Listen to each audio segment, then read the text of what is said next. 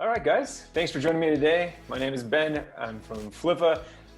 As always, I'm excited to be here with one of our featured listings. This is pretty fantastic brand, business, whatever you want to call it.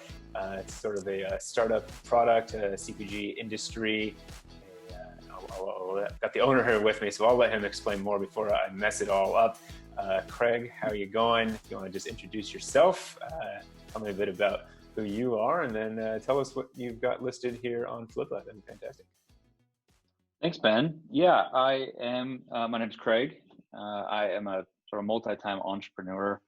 I find myself in various different types of categories. I originally started off in advertising and media, and then I got hooked in e-commerce and learned a ton designing interfaces and websites and customer experience flows for companies like Levi's and Starbucks back in the early days when there weren't a lot of standards, like free shipping, free returns, things like that. And I remember being a sort of designer or UX designer on some of these bigger projects as a consultant, trying to convince some corporate folks that all you need to do is offer free shipping and free returns and people will buy everything, and back then that was crazy. There was a lot of risk. It was kind of scary. So in the early days of e-commerce, that was really fun, always pushing for a good customer experience, a good buying experience, a no risk buying experience. So that took me into all kinds of other categories, into apps and startups. And I've always sort of been interested in design and the sort of overall experience being really smooth. So that's my background. And I currently have a couple businesses. A few of them have taken off quicker than expected. And that's led me to find someone who I can pass off this business to. Okay. I just don't have the energy for it. I don't have this sort of what it takes to sort of the time it takes to carry it through.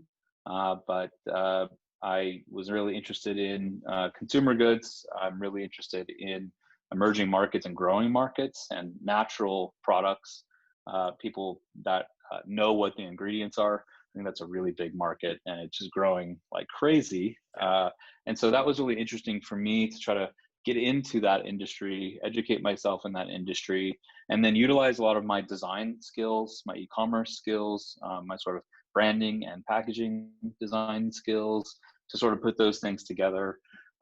And I've actually sat on this business just waiting to find some time for probably a year. I've had product, I've had e-commerce, I just haven't advertised or marketed. And a mentor of mine said, a year's long enough. Maybe you should think about finding someone who can take everything that you've made and go turn it into a business and start selling. So that's why I'm here. Oh, that's amazing. I wish I had your mentor because I've been in a similar situation. I'm a CPG guy myself and I've worked on some startups on my own time and realized I don't have the time for it. And I've had product sitting in a spare room and I don't know what to do with it. And everyone says, why is your room filled with goods? And it's a little old. So I understand.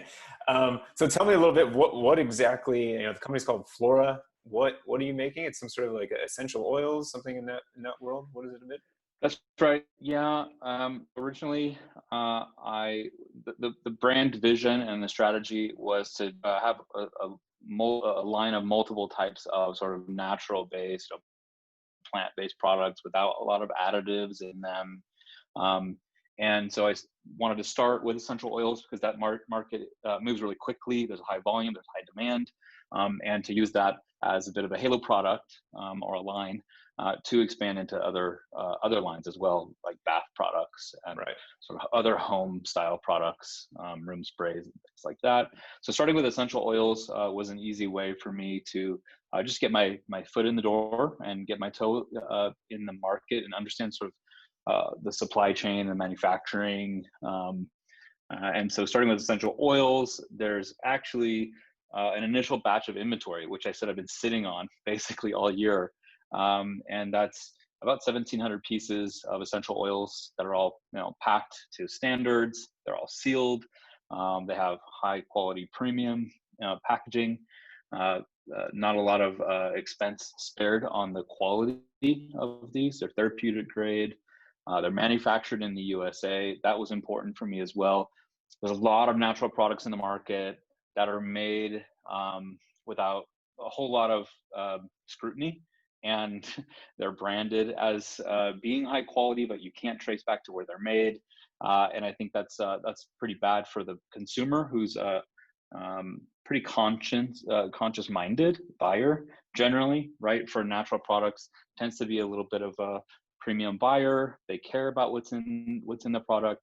So found a great manufacturer who does, it turns out, does extremely high volumes for a lot of competitors, and they're able to bring the costs down and quite a bit because they do so much of this, and because the brand system and design system has been set up, and the label system has been set up to be pretty reproducible, we've gotten costs down to really low cost per goods. So the cost per goods is pretty low on this for a pretty high resale. So starting with essential oils, and the plan, of course, before I decided I wanted to sell it, is to sell some of this inventory, be able to do reorders on them as they sell, and then open up some other lines of goods.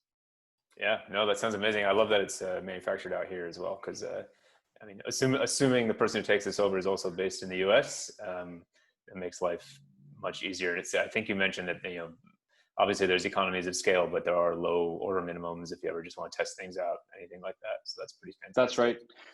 Yeah, and on that note, I was going to mention the manufacturer, of course, and the ordering line is all set. So if there's an international buyer for this that's used to running e-commerce companies from anywhere, there can be an easy sort of US manufacturing and larger distribution. So I'm set up to have content or have product shipped anywhere, and the manufacturer will ship anywhere, barring customs fees and things like that. But anywhere in North America is a green light right now, and the manufacturer is fantastic.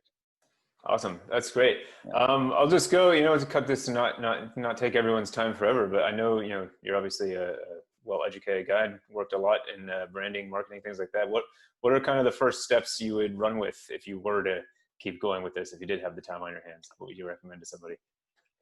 That's a great question. I have like an exact launch plan that it pains me to not be able to have the time to execute on, because like I said, there's probably about 20 to 30K retail value product I'm sitting on right now that I just need to go sell. I could walk into craft market shop here in Bend in Oregon, and I could probably get this on the shelves if I just walked in there and spent the time.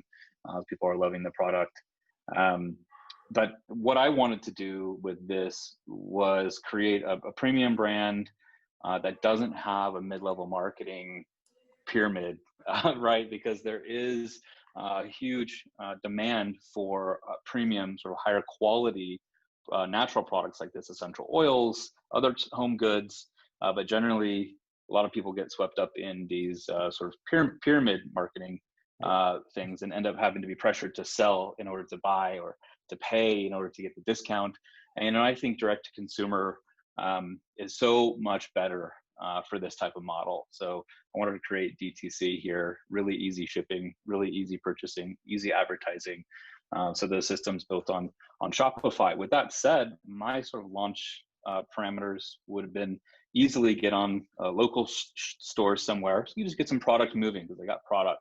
That's an easy way to build some relationships, get an initial customer base, right? Just get things sold. You can even reduce the price just to get some product moving, and ideally get some return customers who like your product and maybe come back to your site and buy directly.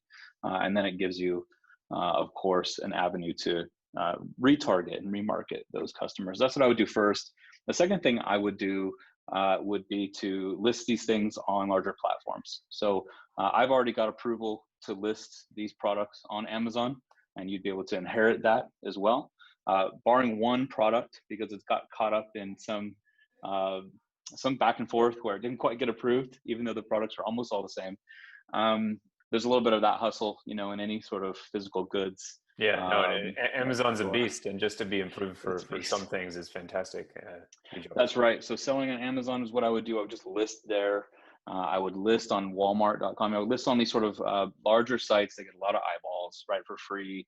And I would promote the products in there just to get some traction, just to get some product moving. And then when you get that, you can start to understand some of the sort of average, average checkout values. You can start understanding sort of the cost of acquisition for the customer, and just get some of that early data, which is really fun. And so that initial batch of product is there for me, was there to start learning, right? Start getting some of that information about the customer. And then third, I would do some experiment with some targeted ads, Facebook, Google, things like that. People searching for certain types of products, get some targeted in there, try to get some direct conversion. And you can start learning what those metrics look like for direct conversion as well. And, I've done this in the past where you learn a lot in those early metrics. You learn what are the opportunities, where's the friction, how is retargeting working, and generally you can learn in a quarter what you need to know to be more profitable for the rest of the year, and that's how I get started.